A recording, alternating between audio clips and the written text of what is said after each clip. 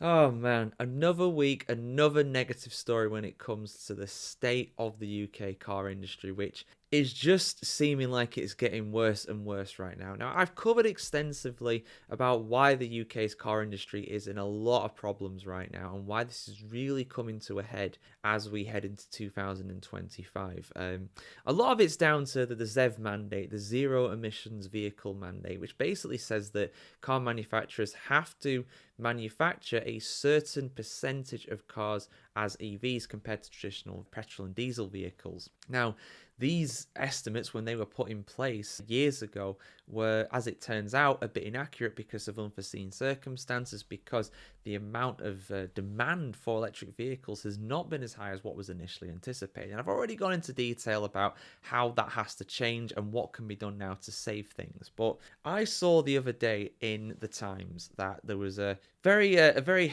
bad headline when it came to Ford. Now, Ford obviously are an American company, but they have a lot of employees here in the UK. The UK being a huge market for Ford, and also a lot of their cars are manufactured in the UK and then exported to the rest of Europe. But when it comes to these guys, they are looking like they're going to get a £100 million bill for not selling enough electric cars in 2024. Now, the reason for this is because of the ZEV mandate. Like I said, it's got that certain percentage there, and if you don't achieve that percentage of sales for electric vehicles, you get fined. You get fined £15,000 per car that you have not actually sold in terms of electric vehicles. So in the case of Ford, if I just do a bit of very quick maths here, if they're getting £100 million bill, that means they've effectively not sold enough EVs to the tune of over 6,000. And in fact, only 6.8% of their sales have been electric in the first 11 months of 2024, according to reports. So they're not going to be able to achieve that throughout December. Of course, we're very nearly at the very end of the year itself. I'm recording this on the 30th of December, so you will likely see this at that time. And it just speaks to a really sad state of affairs. Now, I'm not sure what other countries are doing in terms of their regulations, but the fact is that the UK's regulations are not really there. Now, I would show you this full Times article. Normally, I would read through it, but unfortunately, to read the Times these days, you need a subscription, and I don't have one, and I don't want to get one. So what I'm going to do is I'm going to read a slightly older article from The Guardian here. Jasper Jolly writing this. He's not looking very jolly in his picture, and I don't blame him really, because it's a bit of a negative story overall here. So I'm just going to go through this, and again, just give some more of my thoughts at the end of this video. So shout out to The Guardian for covering this story. When Ford announced this week that it was cutting 800 jobs in the UK, the US car maker also had stern words for the government. It has joined in a chorus of criticism of rules that force car companies to sell more electric vehicles each year. That percentage of ZEV mandate cars in terms of their actual zero emissions, that does increase each year. So Ford are going to get fined £100 million for not making enough electric cars in 2024. And when inevitably they don't reach the same percentage that they need to get in 2025, which will actually be slightly higher. Let me just rephrase that. So I can't remember what the percentage is. It probably will say in this article. Let's just say it's 15%. Next year in 25, it'll be like 18. And then in 26, it'll be 22, 23. It scales like that. So if they're behind now, they're going to continue to be behind. And that amount that they will be behind will increase. So 100 million this year could be 150 million next year, for example. And Ford has said that these regulations are unworkable. Someone should have told Ford back in 2022 when the car maker strongly backed the policy. In fact, it went further, calling for the British government to force car makers to sell even more electric cars each year. So they've really made a rod for their own back with this one. But we can still change this. We can still save this. But the government's got to do something. And by the way, before anybody says, and I've said this several times in my other videos as well, this policy was brought in by the previous government. People blaming Labour for all this, but it's Labour's fault. The new government needs to solve this. I agree with the last one of those statements, but this is not entirely Labour's fault. Although, like I've said, if these fines happen and car makers do leave the UK, it's kind of the government's fault at the moment. And I need to stress that. There has to be something done about it. But in 2024 at least, nothing is going to happen, and that is very concerning, I'll be honest. Ford believes that figures lower than the Department for Transportation's current proposed trajectory will not send a strong enough signal to customers, manufacturers, and investors to spur the appropriate transition, it said at the time. Furthermore, any lowering of targets will send the wrong signal in terms of charging infrastructure rollout. So they really don't have a right to complain. I will be honest, although I do think things should change for sure. The car maker did argue that the policy should be subject to review if the industry conditions change. Okay, so they said that, and that's what I think needs to happen. According to the government consultation response obtained by the Fast Charge newsletter. But the dramatic shift in its position nevertheless illustrates how the industry has been caught out by the slowing growth in demand for electric cars. During the chaos of the coronavirus pandemic, with interest rates at rock bottom, car makers found that they could sell all the cars they could to make, albeit amid problems in getting parts. That has changed now. Car makers are not experiencing the same demand for electric cars, with a resurgence instead in sales of hybrids that combine a petrol engine with a smaller battery. Hybrids are a better option than purely ICE cars, purely cars that have got combustion engines and nothing else to propel them. Demand for electric cars has been hit by concerns over public charger numbers. I mean, the infrastructure is just not here in the UK at all, let's be real here. As well as political backlash, veering into more full-on culture war from critics of net zero carbon policies, who argue they are too expensive. Battery cars remain more expensive up front, even if much cheaper in the long run, despite manufacturers being forced into steep discounts that they argue are unsustainable. They probably are unsustainable. The car makers have launched a rearguard action lobbying effort to persuade the UK government to relax the mandate, but now find themselves pitted against car charger companies, fleet owners, and environmental campaigners who argue that climate change targets and billions of pounds in investment will be under threat if the UK government backtracks. I mean, that is the counter argument, and I get it. I get what they're saying. I do, but people have got to work. People have got to earn a living, and we've already seen some of the negative effects of this. That being, of course, that plants are closing. The Luton plant for Vauxhall is closing, and I know some of those people have been relocated up to Ellesmere Port in Cheshire, but that's a long way away. That's a good 3-4 hour drive. That's 150 miles. Not everybody's going to be able to do that, and people will lose out as a result. Under the mandate, electric cars must make up 22% of sales of new vehicles this year, rising to 28 and 25. So it's even more than I thought it was, actually, when I was doing my example before. Albeit with important loopholes that can reduce the target considerably. If they miss their targets, car makers face fines of up to $15,000 per vehicle.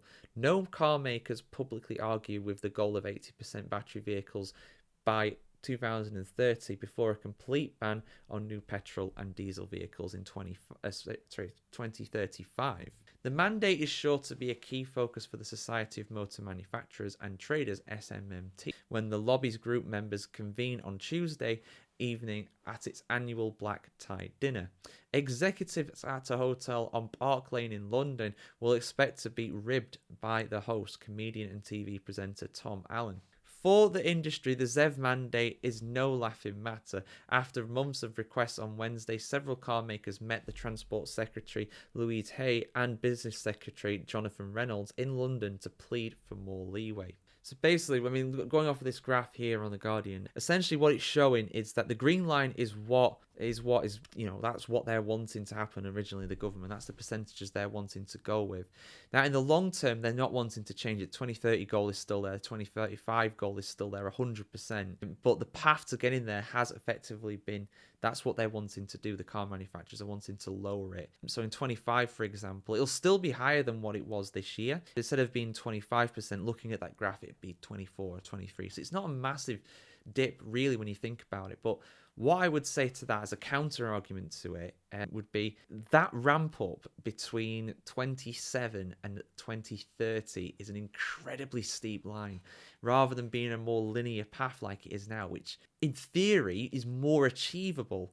But I mean, it's a tough one. It's a tough one. I personally think if they do go with that orange path there, that amended one, they're not going to be able to hit the targets in the long run. Maybe by 2035, maybe things will accelerate more, but to hit the target of 2030, 80% of new vehicles, I think that is more than a bit ambitious. I really do. Japanese car manufacturer Nissan, which runs the UK's largest car factory in Sunderland, said the mandate was threatening the viability of thousands of jobs and billions of pounds in investment. Even in the industry, insiders think it is unrealistic that the company would really abandon the plant. I don't want to call them on that bluff. Stellantis, the owner of Vauxhall, Peugeot and Citroën brands, claimed in the summer of 2024 that it could close plants in Ellesmere Port and Luton because of the mandate. They have currently closed the one in Luton. That will go. Ellesmere Port will be increased. It will be expanded to accommodate more staff and have more of an actual battery facility there, but it's still a downturn. It's still people losing the jobs. I'd say it is definitely not a positive thing that they've done that. I don't fully blame them for it. It would have been nice if we could keep it, but there we go. Yet, car makers are not the only groups claiming that billions of pounds are on the line. Companies are racing to install the chargers that electric cars require. Vicky Reid, who is the chief executive of Charge UK, a lobby group, was also in the room with ministers. She said there is a £6 billion of lined-up investment predicted on the ZEV mandate. Flip-flopping, as with Conservative Prime Minister Rishi Sunak's decision to delay the ban on new petrol cars by 5 years, damages investment, she says. I mean, I criticise Sunak for a lot of stuff, but I don't think delaying that by 5 years was such a bad idea, really. I mean, it's bad for their business, of course, and she's looking out for their interest. That's what lobbying is, basically. I get that, but yeah.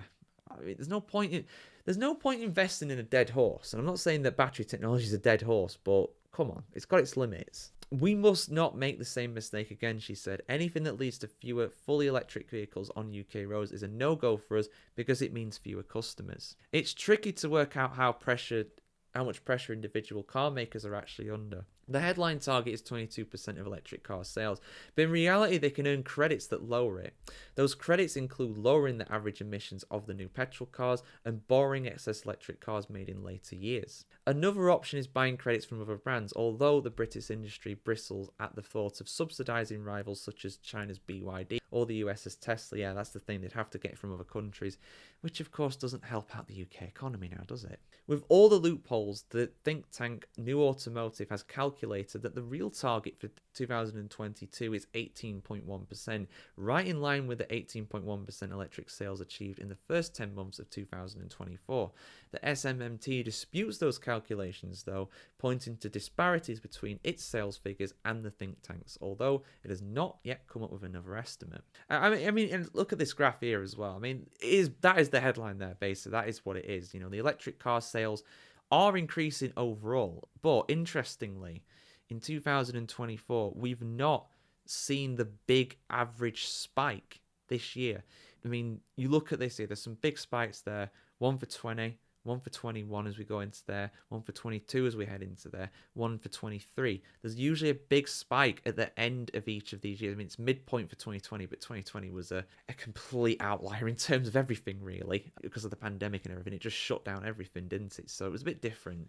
But yeah, I mean, we've not had that big spike.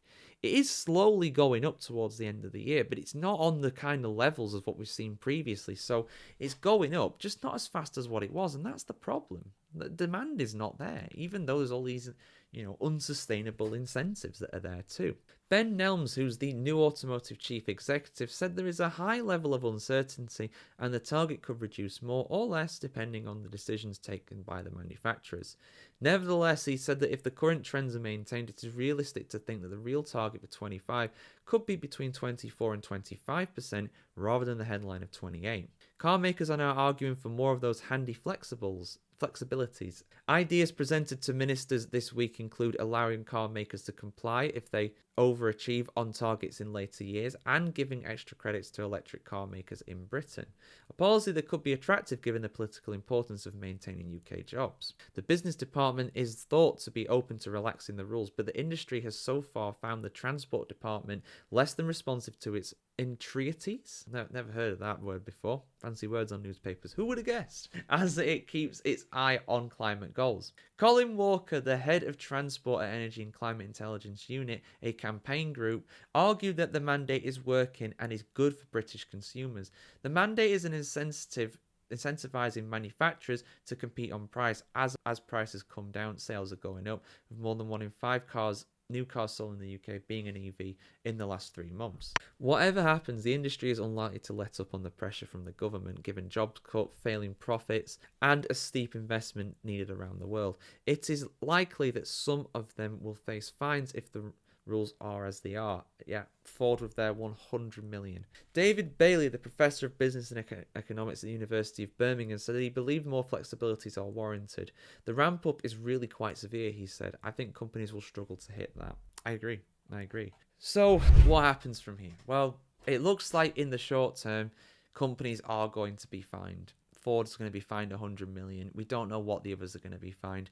And even those that don't get fined, unfortunately, the reality is that they will be taking a financial hit by doing what they're doing. You know, manufacturing more electric vehicles than they can sell. That is going to be a financial money pit, effectively. It's really going to hurt them. So, man, it's honestly, it's depressing. It really is depressing reading stuff like this, but it's important.